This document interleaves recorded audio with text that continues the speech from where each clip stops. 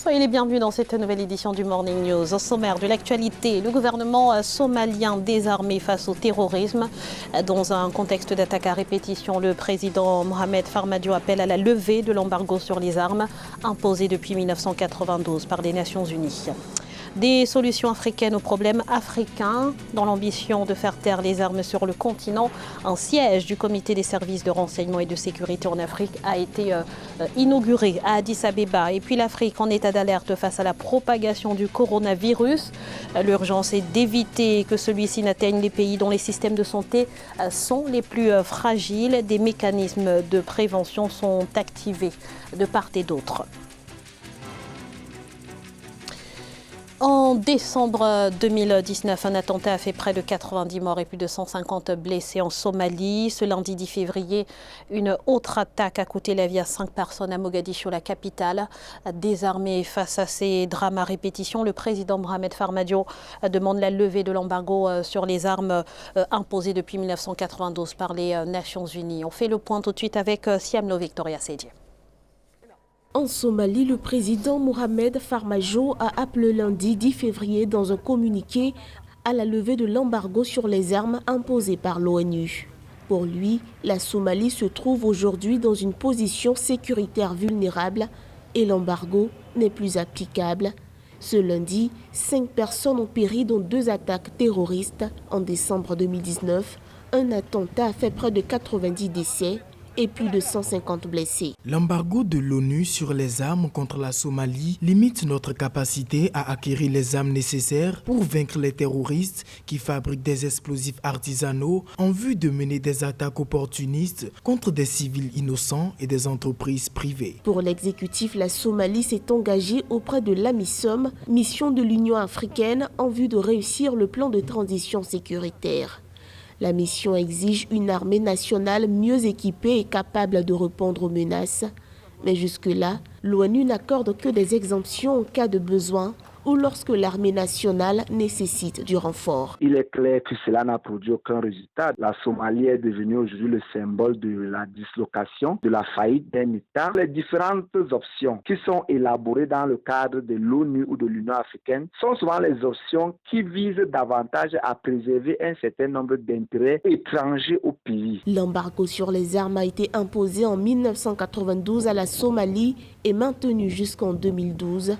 À partir de 2013, la Somalie a été autorisée à recevoir une instruction militaire ou du matériel provenant d'entités extérieures et elle ne peut y accéder sans l'aval du comité de sanctions de l'ONU.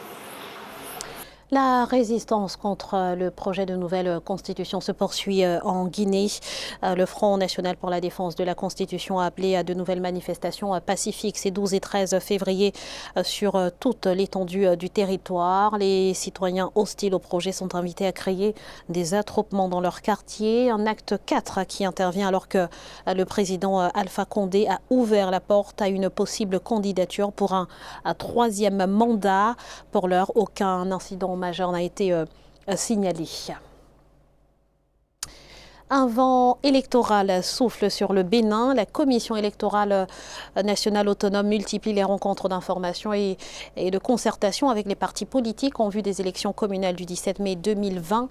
L'enjeu est de jeter les bases d'un scrutin libre. Reportage de Lefty Onou, notre correspondant à Cotonou. Organisé en vue de la bonne tenue des élections communales de mai 2020 au Bénin, lundi 10 février 2020 à Cotonou, les communications de la Commission électorale nationale autonome Sénat ont suscité des débats de fond liés à l'application du code électoral et de la charte politique. Les exposés de la Sénat se sont axés sur les conditions et modalités de participation aux élections et la répartition des sièges dans les circonscriptions électorales, notamment les arrondissements. Pour l'instant, nous ne nous occupons que de la répartition des sièges au niveau des arrondissements. Nous sommes en train de travailler pour voir comment procéder à l'attribution des sièges. Au total, 11 partis sur 12 disposant d'existences légales ont répondu présent à l'appel de la Sénat. Des responsables et chefs de partis politiques ont évoqué des inquiétudes et de nombreuses difficultés auxquelles ils sont confrontés à l'étape de la constitution des dossiers de candidature. Entre autres, les questions de délivrance des quitus fiscaux, la disponibilité des cartes d'électeurs et l'actualisation de la liste électorale. qu'on soit de l'opposition comme de la mouvance, on a toujours participé à la correction de la liste électorale. Cette fois-ci, ça n'a pas été le cas. La liste est corrigée par seulement les deux partis siamois du chef de l'État et nous craignons pour la crédibilité des élections à venir. La circonscription électorale pour les prochains communales, c'est l'arrondissement. Qu'est-ce qu'on a à voir au niveau d'un pourcentage au niveau national? Ce n'est pas une élection législative, ce n'est pas une élection présidentielle.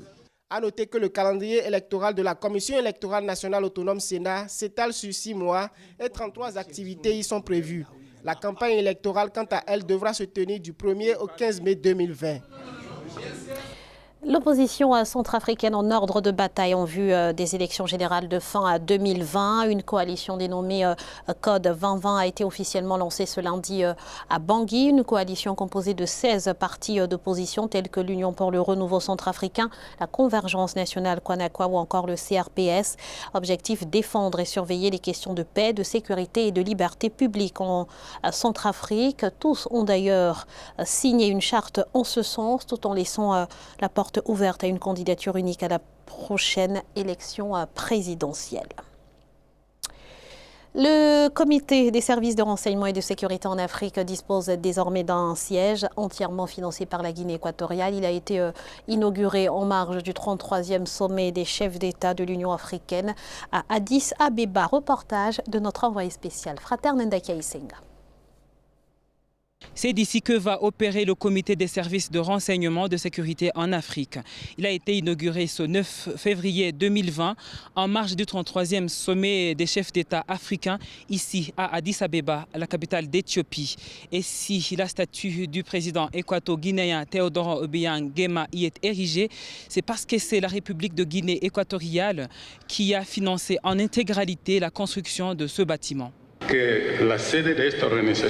Nous recommandons que le siège de cette organisation serve de garantie de paix, de sécurité, de stabilité et de développement de l'Afrique. Elle montre la capacité des services de renseignement à faire face aux défis dont souffre notre continent. Ceci est un exemple de la conscience et de la solidarité africaine, puisque l'ensemble du projet est une initiative de tous les pays africains pour organiser les services de notre continent. Au moment où l'Union africaine veut avancer en matière de son objectif de faire taire les armes, le siège du comité de renseignement et de sécurité va promouvoir les échanges de renseignements entre les pays africains dans la lutte contre le terrorisme et la criminalité transfrontalière, l'un des plus grands défis auxquels fait face le continent. On ne peut pas taire les armes, on ne peut pas assurer la stabilité d'un continent sans les services de sécurité. On fait actuellement face à des défis énormes, notamment en matière de sécurité. Je suis certain que le CISA, par ses analyses, ses anticipations, est un outil important entre les mains de l'Union africaine pour nous permettre de taire effectivement les armes et nous consacrer au développement du continent. Le comité des services de renseignement et de sécurité en Afrique a été créé en 2004 avec pour mission d'assurer le partage de renseignements entre les pays africains. Depuis quelques années déjà, l'Éthiopie avait mis à disposition le terrain où est érigé cet immeuble à seulement quelques mètres du siège de l'Union africaine. Des trains à grande vitesse pour relier les capitales africaines. Le projet est ambitieux et commence à prendre forme. Abouzé Diamani, commissaire de l'Union africaine chargé des infrastructures et de l'énergie, a d'ailleurs fait de ce projet un des projets phares de l'agenda 2063 en faveur de l'intégration économique sur le continent. Plus de précisions avec Siamno Victoria Sedi. Les distances entre les villes africaines vont davantage se réduire et les déplacements prendre de la vitesse.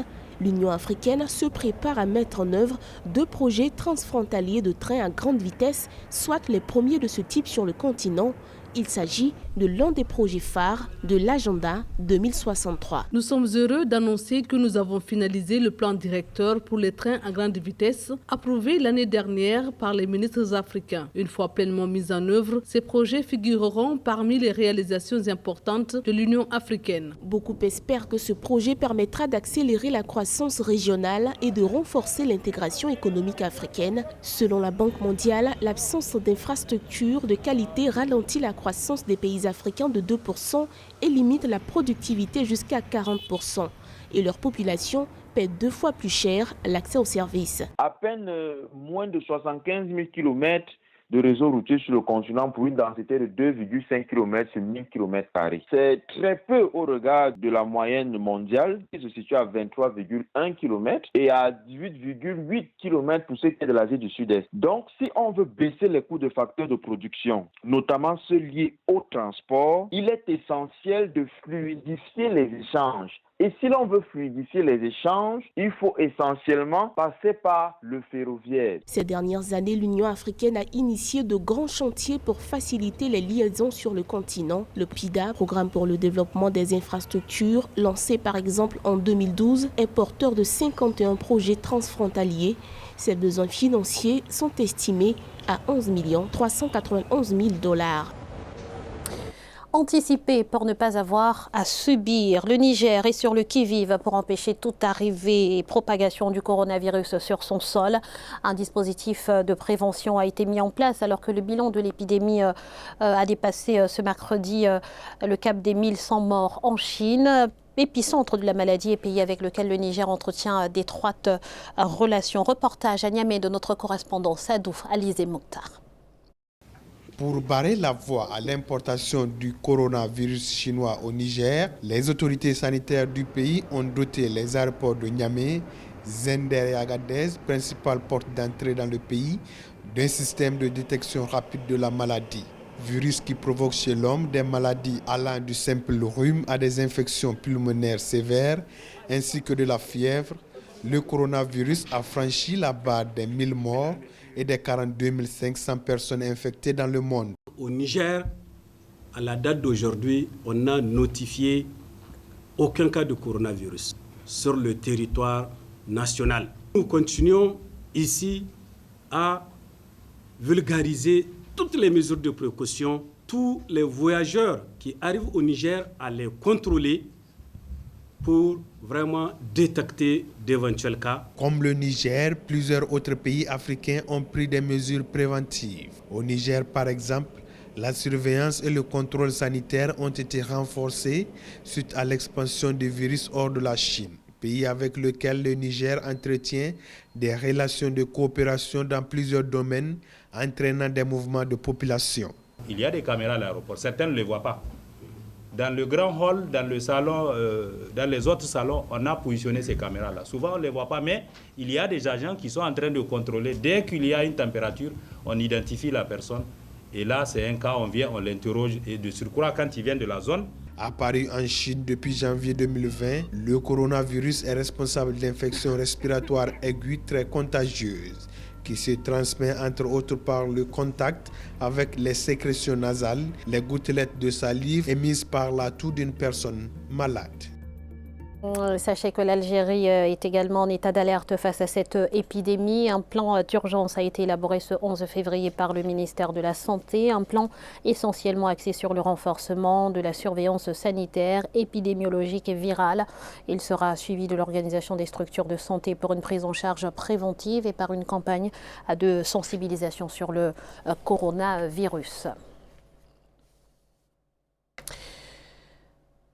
Ce journal a été réalisé par l'ensemble de la rédaction. Merci pour votre fidélité. Restez sur Africa 24, l'actualité continue.